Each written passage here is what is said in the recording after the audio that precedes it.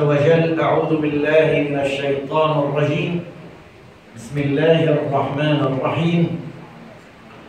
ولنذيقنهم من العذاب الأدنى دون العذاب الأكبر لعلهم يرجعون. صدق الله العلي العظيم. اليوم بتفكير البشر والغرق المادي أنهم ينسبون كثيراً من الأمور الظواهر الطبيعية وتغير المناخ، عازلين المسألة عما يفعله البشر الذي يسبب كوارث الأرض ونقمة الله سبحانه وتعالى على البشرية. الله عز وجل يقول أنه سنضيق ونرسل لهذا العالم عذابا قليلا، يعني هذا الدمار، هذا الحرق، هذا النيران، هذا الفيضانات، هذا الرياح، هذا أقل شيء، الزلازل، هذا أقل شيء.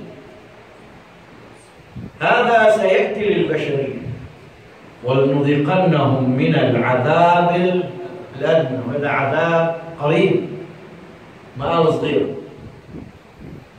بس قابله بالنسبة للعذاب الآخرة فقال دون العذاب، غير العذاب الأكبر الذي سيكون وين؟ يوم القيامة. عبر عن القرب، عبر عن الآخرة بالكون. لعظيم المهول المنتظر للبشرية إذا لم ترجع إلى ربها. الله عز وجل يريد منا أن نتأمل في تلك الظواهر ونرجع إليه. مضمون أو نص آية أخرى: ولا تفسد في الأرض بعد ماذا؟ إصلاحها. السنة بيعملوا مؤتمرات وبيتحدثوا عن تخريب المناخ نتيجة الكربون وما الكربون. لا، في أخطر من الكربون. عقائد الناس، فكر الناس، تربية الناس. يعني لما تشاع الأخلاقيات الشاذة بين تخريب في الأرض، الشذوذ الأخلاقي، بيع الخمور، إنتاج الخمور، الدعوة إليها علنا، ثقافة التعليم شرب الخمر، مثل ثقافة التعليم ماذا؟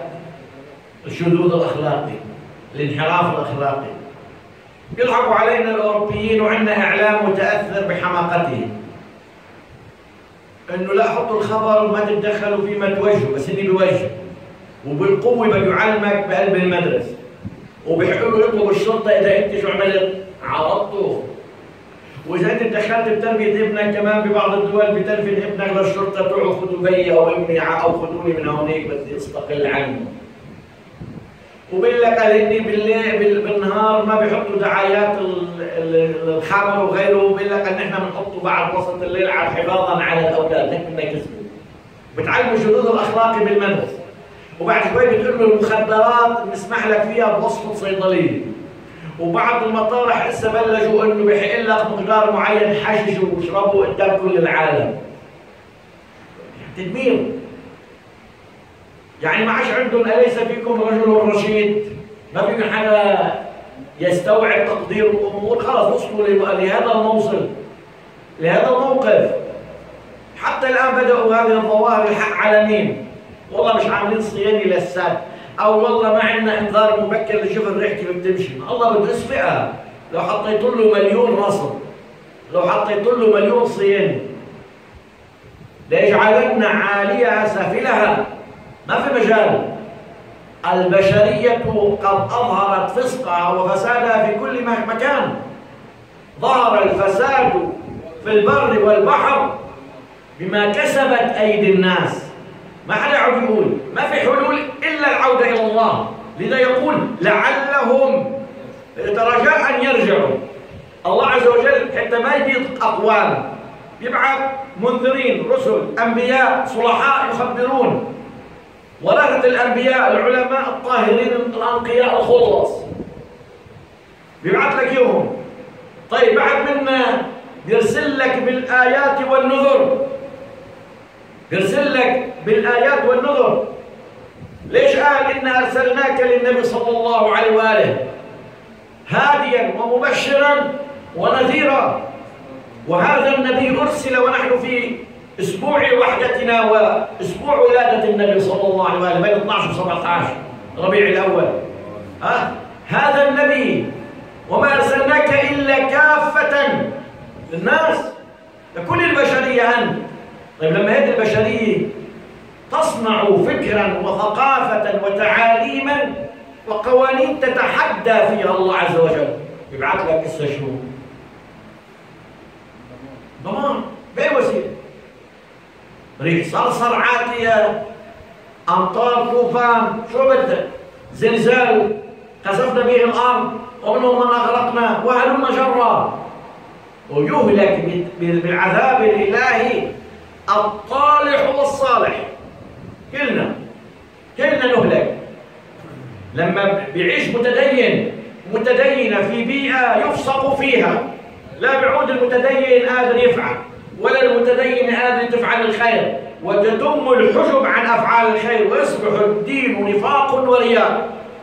لما الله بتخلي حد ساعتها بده يستقصر، ما في مجال للإصلاح. كل الذين دمرهم الله في القرآن وذكرهم في القرآن عبرة. مين عم يعتبر؟ مين اعتبر الآن بزلزال المغرب؟ مين اعتبر بفيضانات درنا؟ مين اعتبر بالزوبعة الجديدة اللي ضربت اليونان والتي ستصل عما قريب بعض شظاياها لوين؟ للمنطقة لهون، يقال بعد الظهر الأحد. مين بيقول هيك؟ عم نشوف الظواهر وين؟ مش قالوا لنا هذا البث بتاع وسائل الاتصالات العالمية والمركزية، صرنا عم نشوف الظواهر. يا أسفي كنا نقول القصص للعبرة، الآن حتى القصص المشاهدة لم تعد فيها ماذا؟ عبرة، يتكبر البشر. إذن تذكير لعلهم يرجعون. ولقد أخذنا آل فرعون، هون نموذج بسورة الأعراف، ولقد أخذنا آل فرعون. لأن الحاكم هو والحاشية تاعته محكمة بالبلد، مثل أي واحد مثلا بيصير حاكم بخلي الأنثى تبعه بخلي الإناث تبعه تحكم الرجال، وبعدين كمان بيجيب رجال تعوله ولاده ولاد ولاده كلهم شو بيعمل فيهم؟ بيحكمهم بالبلد. بس تجي تحكي وبيسرقك وبينهبك وتقول له حبيب وزعيم. ولقد أخذنا آل فرعون، لأنه فرعون حاكمه والآل تبع الحاشية هن حكامهم، ملكوا الأراضي وصاروا الناس عمال زراعة على طول خط النيل تحت حكم مين؟ فرعون.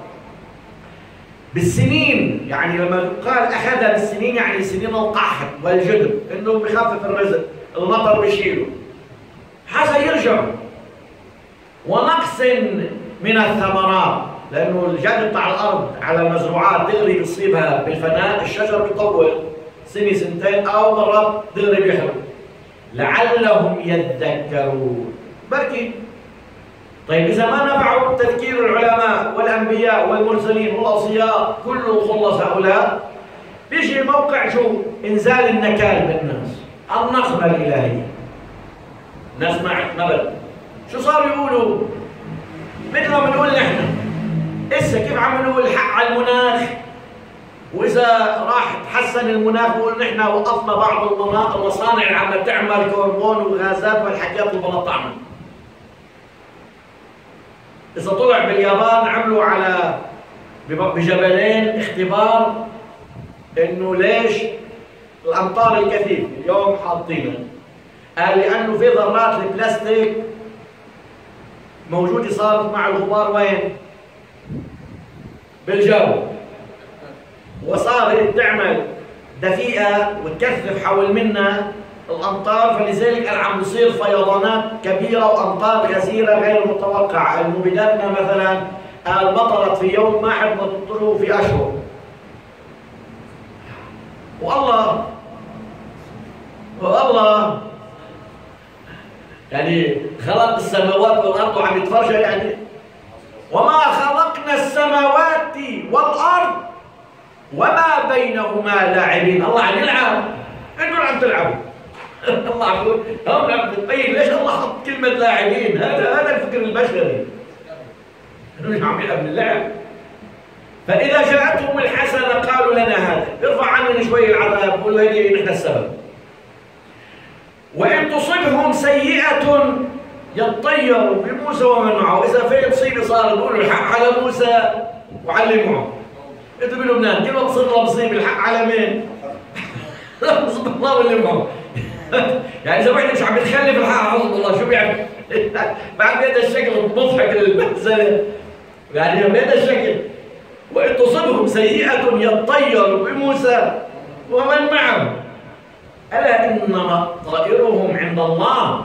كل مشكلتكم أنتوا عم تسببوها لوين حتى الله يعمل فيك هيك، ولكن أكثرهم لا يعلمون. هذه المصيبة الكبرى. بالختام له تكمل الحديث. نحن تحدثنا اليوم فقط أن البلاء لماذا؟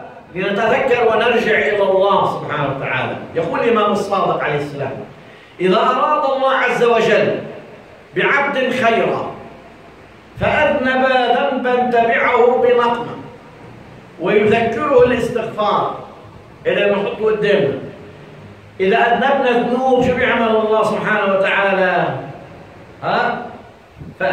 فأتبعه بنقمة بعقاب بلا بمصير بلا ذنب ركلش أمورك ويذكره الاستغفار، روح توب وارجع. وإذا أراد الله بعبد شرا فأذنب ذنبا فأتبعه بنعمة، خذ خيرات، لذلك ما عم تخدم الدرس خذ خيرات، ينسيه الاستغفار ويتمادى به للذنب اللي عمله. وهو قول الله عز وجل: سنستدرجهم من حيث لا يعلمون. ساعتها من حيث ما بتحسب انت، بدك مناخ ومناخ وبدك مصاينين الخزانات، يعطيك العافيه ببيدك وبنسبك. وما ارسلنا في القريه من نبي الا اخذنا اهلها بالباساء والضراء لعلهم يضرعون. بركي بيرجعوا بيدعوا الله بغير امورهم لكن ما بتسمع. يقول الامام علي عليه السلام عن البلاء اللي بيلحق المجتمعات: إن الله يبتلي عباده عند الأعمال السيئة بنقص الثمرات وحبس البركات وإغلاق خزائن الخيرات. إغلاق خزائن الخيرات، شو في خيرات بشيلها، ليتوب تائب ويقلع مقلع ويتذكر متذكر ويزدجر مزدجر. نسأل الله سبحانه وتعالى أن يغفر لنا ذنوبنا وأن يتوب علينا إنه على كل شيء قدير. وصلوا على محمد وآله.